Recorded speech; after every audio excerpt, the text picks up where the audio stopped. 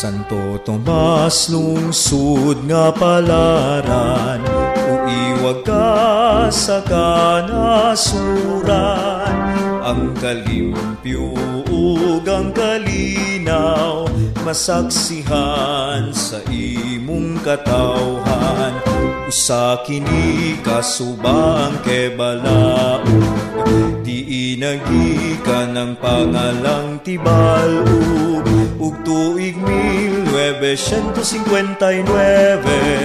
ngalang Santo Tomas, Davao del Norte. Santo Tomas, lungsod nga palaran, uiwag ka sa kanasuran.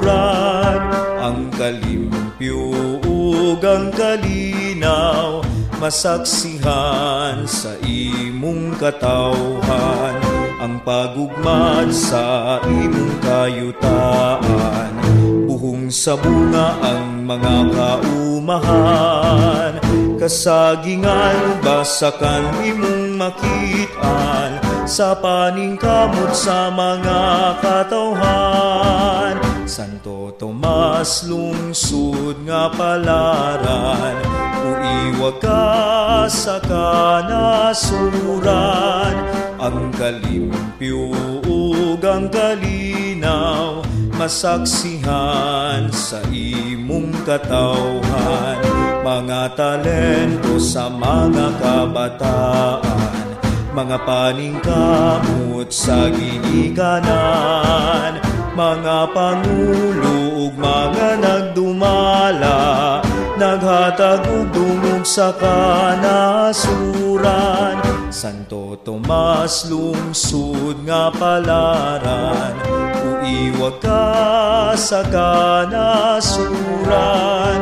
Ang kalimpyo ug ang kalinaw, masaksihan sa imong katawhan.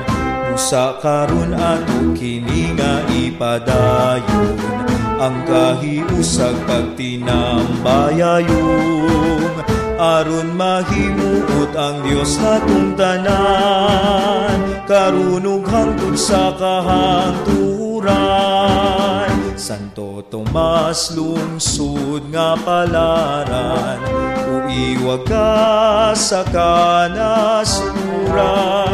Ang kalimpyo ug ang kalinaw, masaksihan sa imong katawhan. Santo Tomas, Davao del Norte, tinubdan ka sa kalambuan.